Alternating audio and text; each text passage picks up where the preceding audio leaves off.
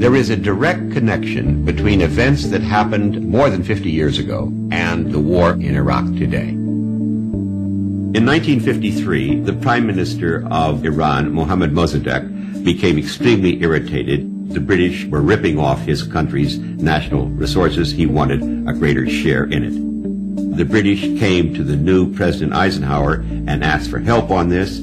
Eisenhower very conveniently declared Mossadegh to be a communist, and we then set the CIA to overthrow him. 3 days of bloody rioting culminating in a military coup. The result was we brought the Shah to power, and he created an extremely repressive regime that within 20 years had led to a revolution against him. The Ayatollah Khomeini creates a government that is violently anti-American. For Americans shot up the hills. Khomeini said, quote, I pray to God to cut the hands off all those foreign advisors. In the after-action report by the CIA on what they had done in Iran in 1953, they said, we're going to get some blowback from this. We then made a puppet out of Saddam Hussein in Iraq, who was a friend of ours. He was an asset in the CIA's computers. We did so because he was anti-Iranian. He was very fearful that the revolution in Iran would spread into his country.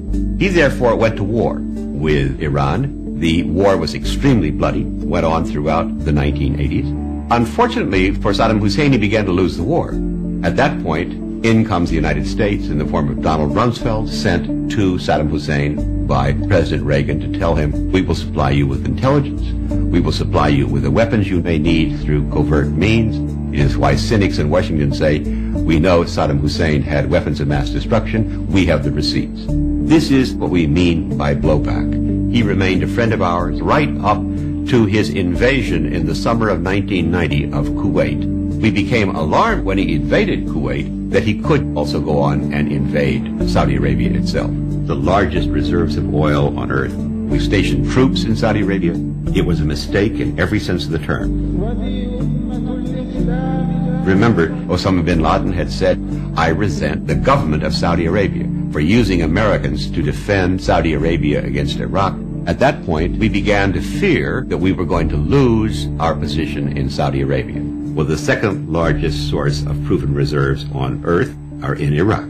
This leads us now to demonize our previous ally and to prepare the American public for the thought that we must take him out.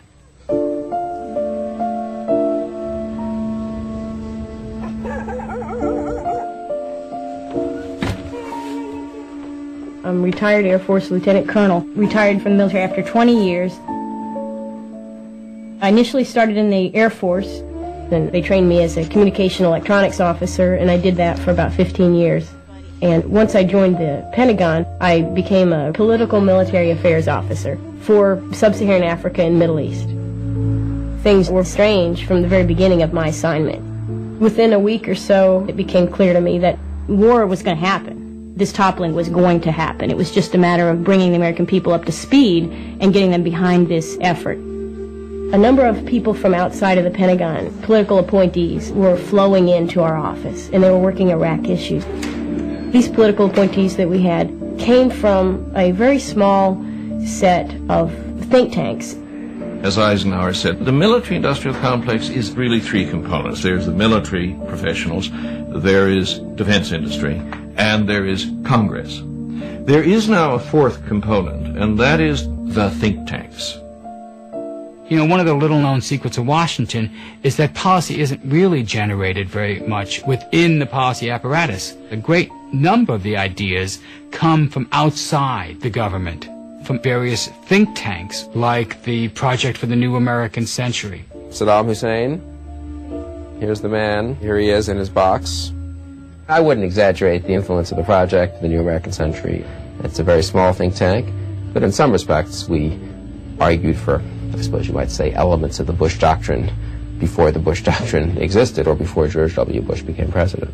The group included principals like Rumsfeld, but it also included a large number of people more or less unknown to the American public. And these people all know each other. They had all worked together before the Bush administration. I used to write speeches for Don Rumsfeld in the Pentagon, and we came up with this phrase that weakness is provocative, strength deters. Our report on rebuilding America's defenses said even before September 11th, the defense budget was too low. It looked ahead to the kinds of wars that we've now ended up fighting in Afghanistan and in Iraq. What think tanks do is come up with new rationalizations and new threats. That's what they're paid to do. Iraq under Saddam Hussein was a terrorist state. I think Iran is a terrorist state. North Korea is a very special problem. They can build nuclear weapons, and they are perfectly capable of exporting them, and we cannot allow that. These are states that not only host, but in a way fund international terrorism, encourage international terrorism. They have to be eliminated.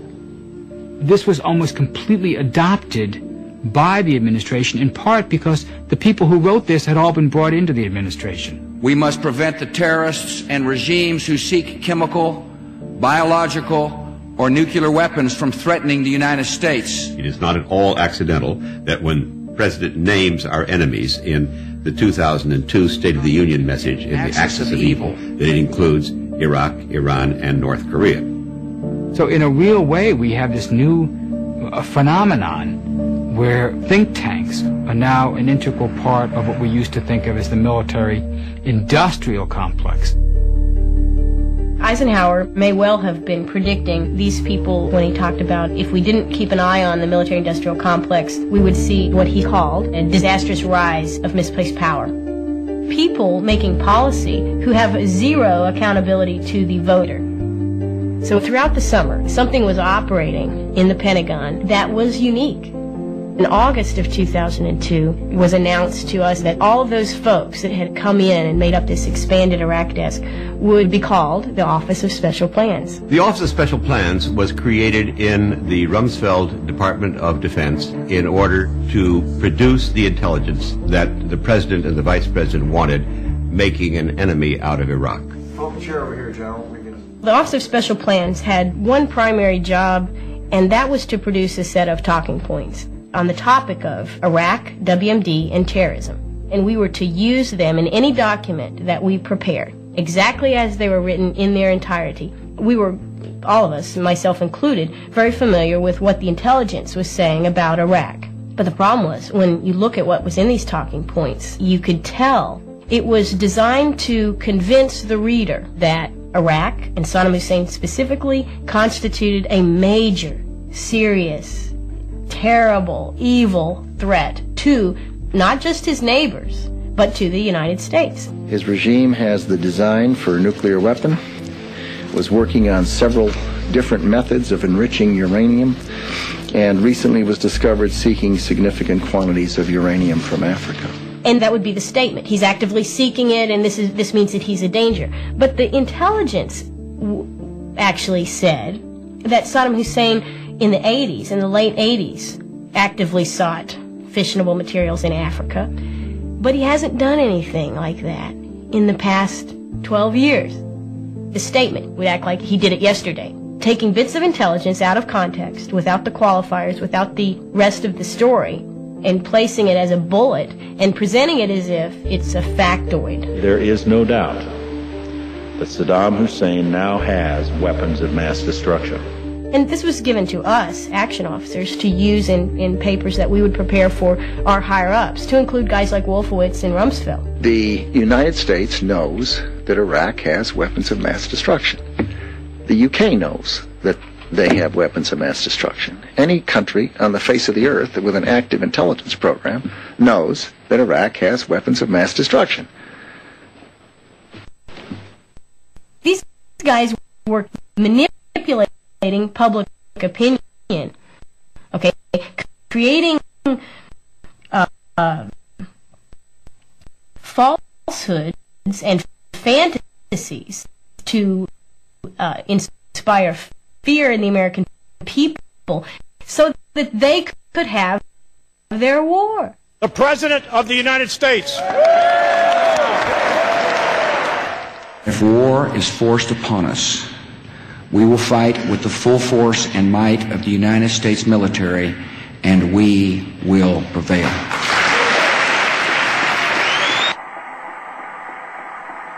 Evidence from intelligence sources, secret communications, and statements by people now in custody reveal that Saddam Hussein aids and protects terrorists.